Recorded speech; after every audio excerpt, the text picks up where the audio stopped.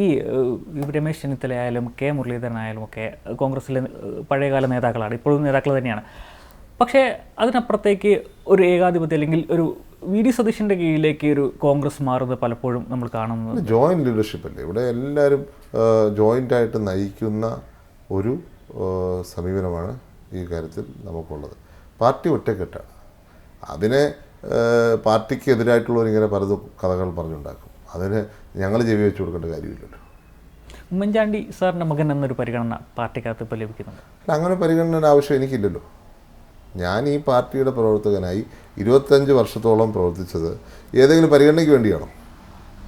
ഏതെങ്കിലും പരിഗണനയോ സ്ഥാനം കിട്ടാനാണോ?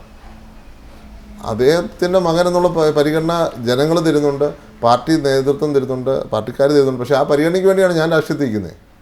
ഞാൻ രാഷ്ട്രീയത്തിൽ നിൽക്കുന്നത് എൻ്റെ കുറച്ച് ആദർശങ്ങളുണ്ട്. ആ ആദർശത്തിന് വേണ്ടിയാണ് ഞാൻ നിൽക്കുന്നത്. ഏറ്റവും പുതിയ വാർത്തകളും വിശേഷങ്ങളും വിരൽത്തുമ്പിലറിയാൻ സീ മലയാളം ന്യൂസ് എല്ലാ ഡിജിറ്റൽ പ്ലാറ്റ്ഫോമുകളിലും ലഭ്യം.